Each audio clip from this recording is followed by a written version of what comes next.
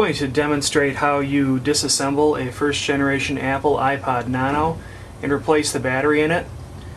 The first thing you're going to need is a replacement battery. Now I have the newer technology 450 milliamp replacement battery right here. It comes with two plastic tools that we'll use to disassemble the iPod itself.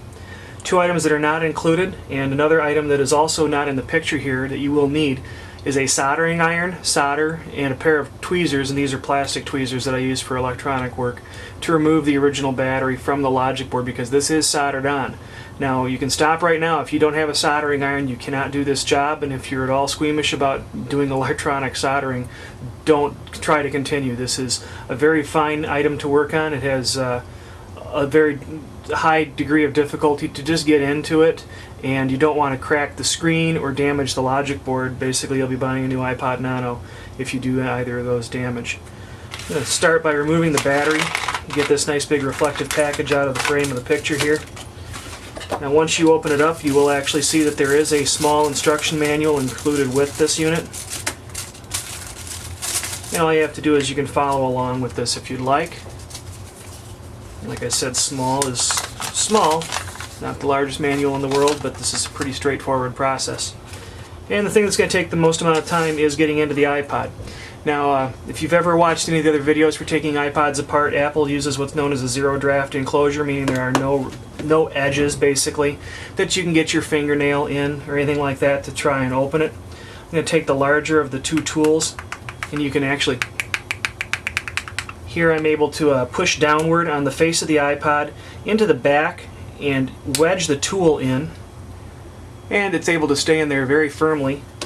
This is an iPod that's actually in for our service program, and when I say our service program, we do repairs on iPods here, battery upgrades and the like at Other World Computing. And all I'm doing is I'm working the tool around the perimeter of the iPod, pushing downward on the back of the case. Now I've opened up a very small gap, and I've also actually destroyed one side of the plastic pry tool. Now that's the exact job of these plastic nylon pry tools, is they are supposed to basically give themselves to avoid you damaging the face or the case of your iPod. Now I've worked my way around trying to gently pry the face upwards. And one of the unique features about the Nano that is not present in any of the other iPods is the case itself, and it's very difficult to see, but if you see a real shiny little spot right here, there are a number of clips that we're going to actually have to pop loose and straighten them out. Now I'm lifting upwards on the case and actually prying the case itself around the logic board, and I've just separated it a bit. I have to continue doing that. Once you've started to break the case loose, you have about 5 or 6 clips on each side that will have to have this done to it. It does take some patience, and you do need to be very careful when you get around that LCD screen. You can hear a lot of cracking and popping. That's actually these clips as they snap over the edge of the logic board itself. Here I've actually got one half of it done, and now the back is ready to come off. Now you can actually see on the inside here a lot of green plastic material. That actually is pieces of my tool that have just broken loose inside of the case. As I said, it disintegrates basically. Clean all that out. It's a one-time use tool. Now then the other thing that we're going to need to do, and we'll get to this in a minute when we put it back together, is there are a number of clips. If you run your finger around the inside here, you'll feel a number of those clips have actually loosened themselves, and they are sticking straight out. They need to be pressed back down flat into the case. So when the back of the case goes onto the face of the iPod, it'll lock on tight again. Okay, now here's the inside of the iPod. Now what you need to do is, this is the battery right here, this large silver item that runs with 3 wires, a red, a white, and a black, up here to the top. Let me remove the pieces of capped-on tape. Now we're going to take this yellow tape off, and we'll reuse it when we're all done, because it does actually insulate the solder against coming into contact with the back of the case. So I'll just lift it up here so I can peel it off. There's one piece.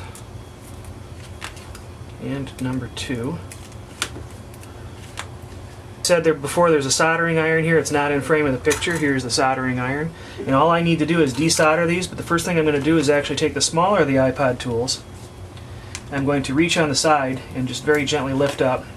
There's just a little bit of adhesive tape that actually holds the battery in place. I'm going to lay it out in front of me just like this. I'm going to take a quick moment and I'm going to actually zoom in so you can see this a little bit better. Okay, as you can see here, I've zoomed in, and here we have the battery. We have a white wire, a red wire, and a black wire, and that's how it goes. White on the top, red in the middle, black on the bottom, and to be black towards the center of the case. Now I'm going to desolder all three of these. Grab a hold of your first wire with your pair of tweezers. Just takes a quick touch of the soldering iron generally to loosen it. And the first wire is released. Now remember, this battery still does have a charge, so you're not going to want to short the wires across each other. You can see a little puff of smoke as the solder starts to melt. These can be kind of difficult.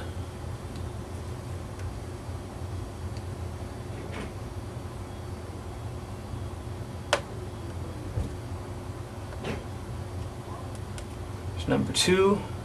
Red wire is now loose. And finally the black wire.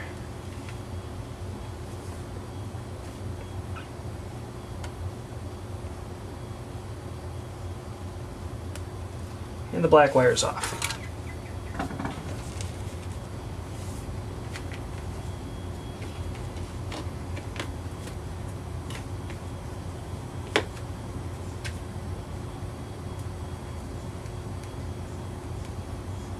Okay, I'm going to take the newer technology replacement battery. There's actually a piece of masking tape that is holding the 3 wires to keep them from touching. I'm going to remove the masking tape. I'm going to separate the wires a little bit. Just gently set it into the bay. Pull it all the way forward and lay the wires where they belong. Remember, white on top, red in the center, and black on the bottom. Okay, I'm going to take my soldering iron. I'm going to tack the 3 connections in place. I'll start with the white wire. There's already solder here, so it doesn't take very much to attach it. Okay, the white wire on top is in place. Go to the red wire. The red wire is tacked down in place. And then the black wire.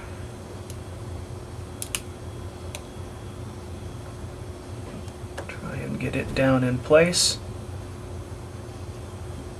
That should do it. Take a quick look at my work and make sure I got it nice and tight. Okay, I looked at my work and it's actually just about perfect. All I need to do is add a tiny amount more of solder to try to... There's 1, 2, 3.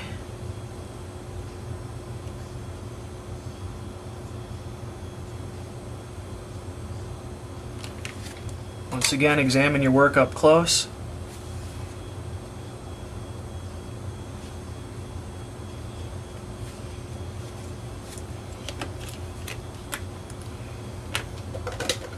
Okay, and we're ready to start putting it back together.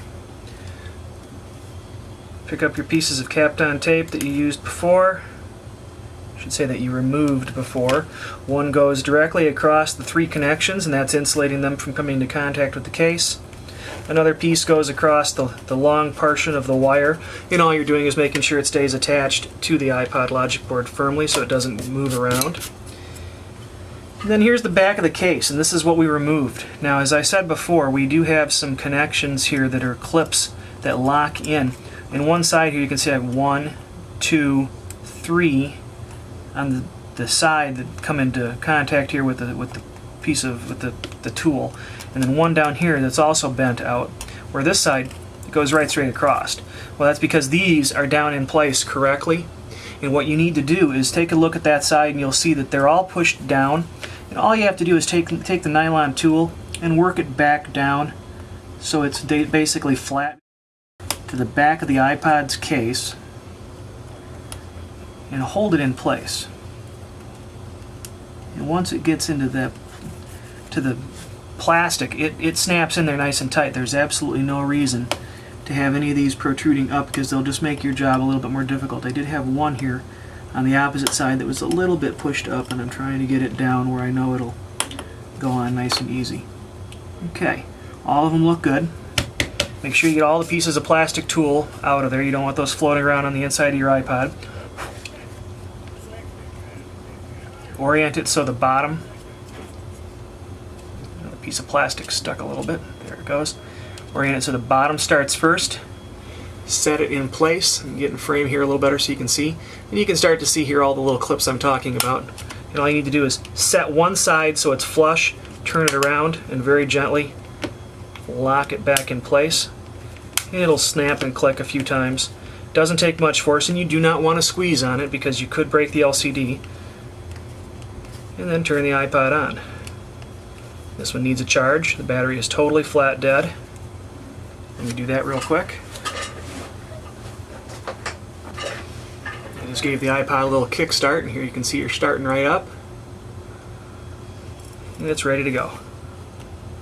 That's how you change the iPod Nano's little lithium-ion battery.